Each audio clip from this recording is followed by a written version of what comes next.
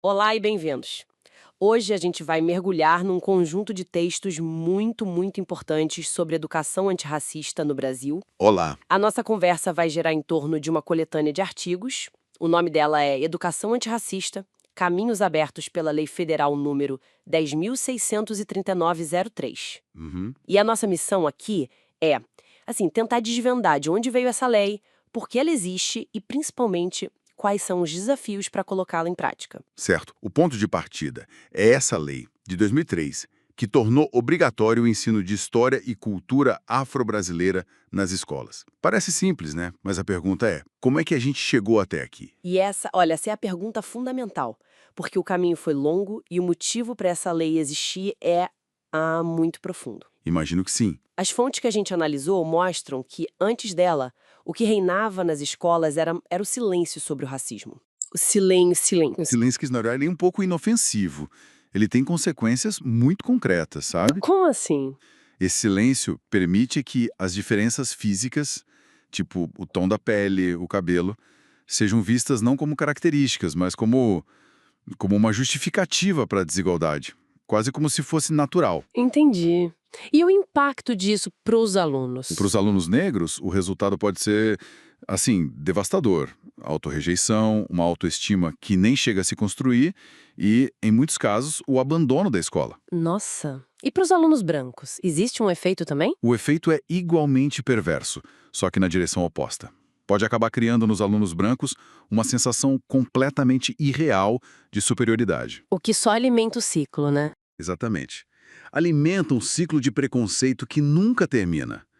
A escola, muitas vezes sem querer, acaba ensinando que o lugar do negro e o do branco são naturalmente diferentes.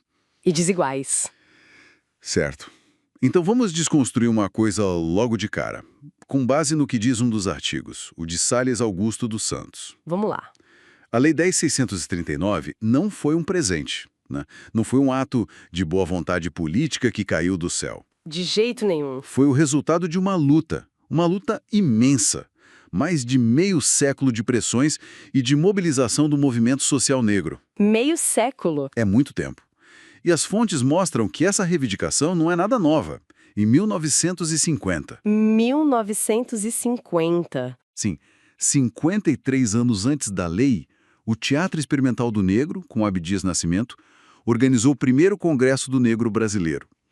E já na declaração final daquele congresso estava lá com todas as letras a exigência de incluir a história da África e da cultura negra nos currículos. 50 anos de luta. Isso dá uma perspectiva completamente diferente da história. Mostra uma persistência incrível. Uma persistência impressionante e essa luta foi ficando cada vez mais organizada, sabe?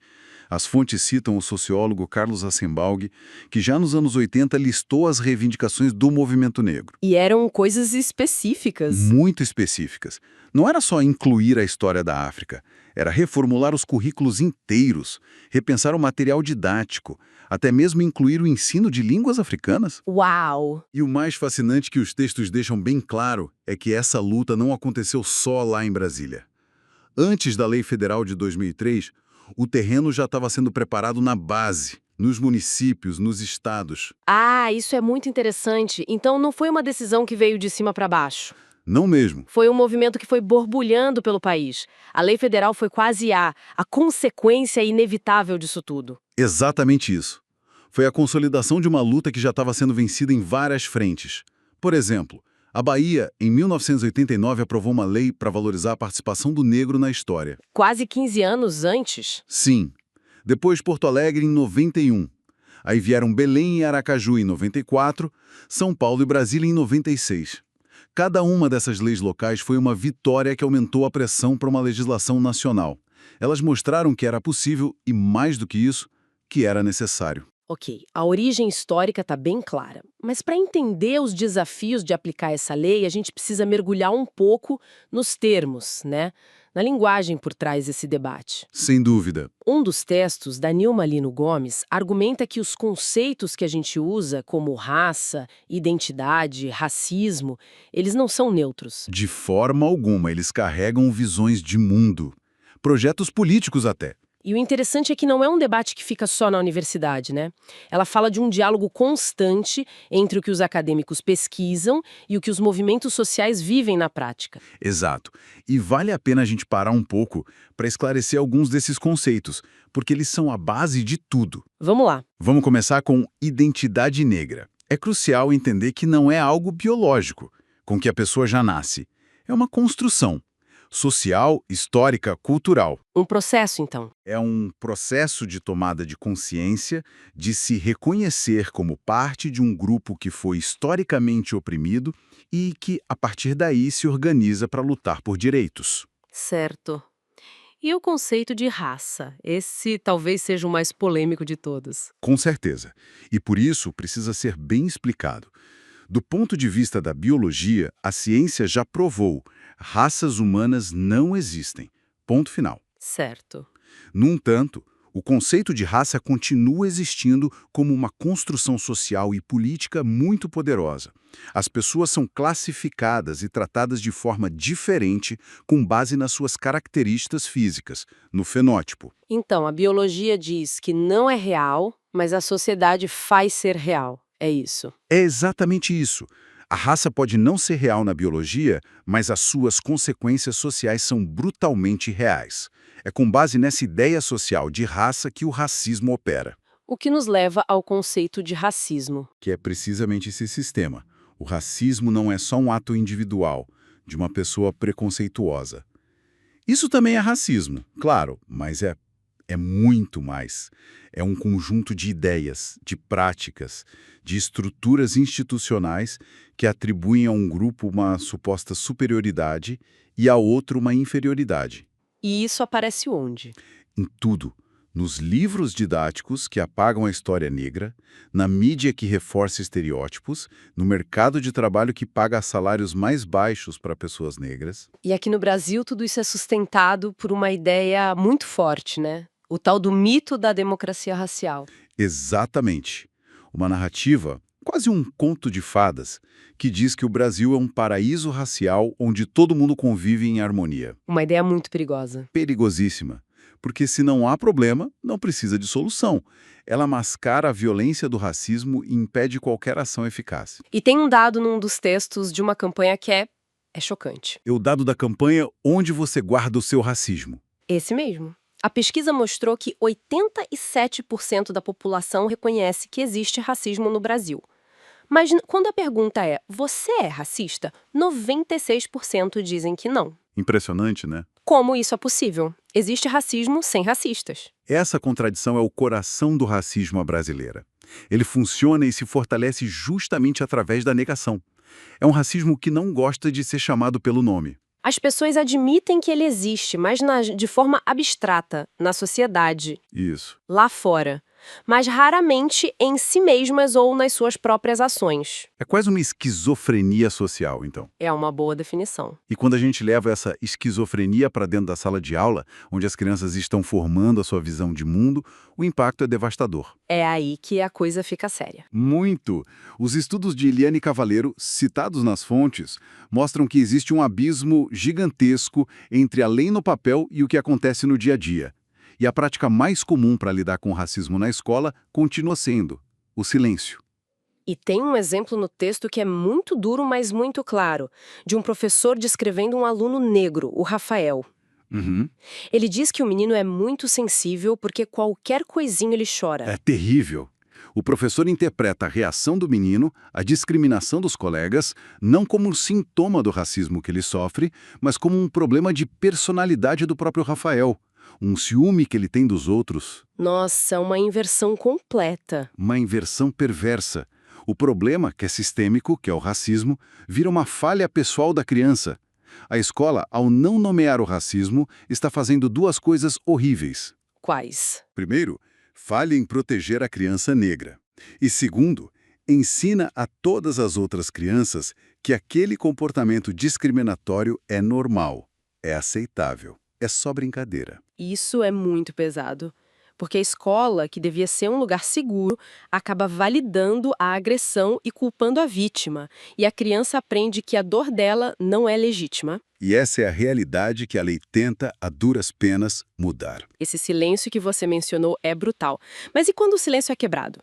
O que acontece quando a cultura negra é representada? Boa pergunta. As fontes analisam justamente isso, começando por algo que marca a infância de muita gente: a literatura. O artigo da Andrea Lisboa traça a evolução da personagem feminina negra na literatura infanto-juvenil, e é uma viagem e tanto. E é uma viagem que reflete as mudanças da própria sociedade, né? O ponto de partida clássico que todo mundo conhece é a tia Anastácia, do Monteiro Lobato. Claro. Uma personagem amada, mas que, se a gente analisa criticamente, está confinada à cozinha, ao lugar da serva, da negra de estimação. Ela existe para servir os outros. É um retrato da mentalidade da época, mas que perpetua estereótipos. Mas, felizmente, as coisas mudaram. Sim, e muito. As fontes mostram que, a partir dos anos 80, em sintonia com o movimento negro, começam a surgir personagens muito mais complexas. Meninas e mulheres negras que são protagonistas, que questionam sua identidade, que enfrentam o racismo. E mais recentemente. Mais recentemente, a gente entra numa outra fase, a das representações abertamente positivas, que celebram a beleza negra, a ancestralidade. Um dos artigos cita o livro Luana, a menina que viu o Brasil Neném, como um exemplo poderoso disso. Essa valorização da mitologia e da cultura bate de frente com outro muro, talvez o mais alto de todos: a intolerância religiosa. Sem dúvida, o texto de Nelson Fernando Inocêncio da Silva é muito claro sobre isso. Ele usa o conceito de negrofobia para descrever não só o preconceito, mas um medo profundo e uma distorção sistemática das tradições de matriz africana. O exemplo mais comum é o de Exu, né? O mais óbvio. No imaginário popular, por pura ignorância, ele é associado ao diabo da tradição cristã. Mas por que essa associação? Nasce de uma interpretação completamente etnocêntrica. Pega-se símbolos de Exu, como o tridente, que na cosmovisão iorubá significam vitalidade, comunicação, e se interpreta esses símbolos com a lente judaico-cristã, onde eles ganham uma conotação de mal. E como a escola lida com isso? Aí está o problema. Como abordar mitologias negras numa escola que se diz laica, mas que muitas vezes tem crucifixos na parede e celebra feriados de uma única matriz religiosa? É uma contradição. A proposta da lei não é fazer catequese. A proposta é dar informação. É ensinar sobre mitologia africana como conhecimento cultural, do mesmo jeito que se estuda a mitologia grega. E para fechar essa parte, tem uma reflexão no texto do Marcos Ferreira dos Santos que usa uma metáfora que eu achei poderosíssima. A do Kirikou? Exato, da animação Kirikou e a Feiticeira. Na história, a feiticeira Carabá aterroriza a aldeia, mas o pequeno herói, o Kirikou, ele não quer só matar a feiticeira. A pergunta dele, a obsessão dele é: por que ela é malvada? Ele quer entender a causa, não só eliminar o sintoma. Exatamente. E ele descobre que a maldade dela não é natural. Vem de uma dor, de um trauma. Havia um espinho envenenado cravado nas costas dela. E o ato heróico dele não é usar a violência. Ele cura Carabá arrancando o espinho com a boca, num ato de... É uma metáfora incrível, porque inverte toda a lógica do herói contra vilão. O ato heróico não é destruir o mal, mas entender a dor que o causa. E o que isso tem a ver com a escola? Tudo. O autor argumenta que a nossa escola, a nossa sociedade, opera numa lógica que ele chama de tradição branco-ocidental. É patriarcal, individualista, competitiva. Certo. E a Lei 10.639 vem propor o quê? Vem propor a inserção de uma outra lógica, uma cosmovisão afro-brasileira, que é o oposto. É comunitária, não individualista, é matrial, afetual, baseada na ancestralidade. São dois sistemas operacionais diferentes. Exatamente. Tentando rodar no mesmo computador. O conflito é quase inevitável. E o grande desafio é este. Como é que uma instituição formatada por uma visão de mundo pode ensinar e valorizar genuinamente uma outra que é tão diferente nos seus valores mais fundamentais? Certo. Vamos tentar juntar as peças e resumir o que a gente viu até aqui. A primeira grande conclusão é que a Lei 10.639 é uma conquista monumental.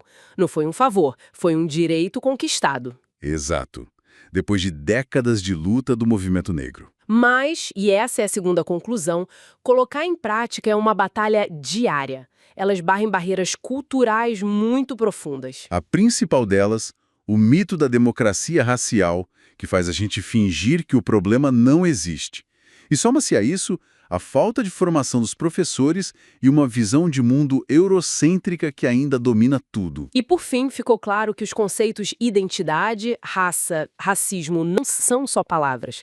São ferramentas a gente precisa entender para conseguir ter uma discussão honesta. Superar o silêncio é o primeiro passo e o mais difícil. Sem dúvida. E para terminar, eu gostaria de deixar um pensamento final, inspirado justamente nesse paradoxo que a história do Quiricu nos apresenta. Pois não. A lei é um passo crucial, um instrumento indispensável, mas é só o começo. A verdadeira transformação que a educação antirracista propõe exige muito mais do que mudar um capítulo no livro de história. Desafia a gente a questionar as próprias bases filosóficas da nossa educação. E a questão que fica é: A questão que fica para nossa reflexão é: a gente está, como sociedade, disposto a agir como o Quiricu? Estamos dispostos a ter a coragem de investigar a origem da dor sistêmica, de tentar remover o espinho do racismo estrutural, para então, quem sabe, encontrar um caminho de cura, em vez de continuar apenas combatendo os sintomas?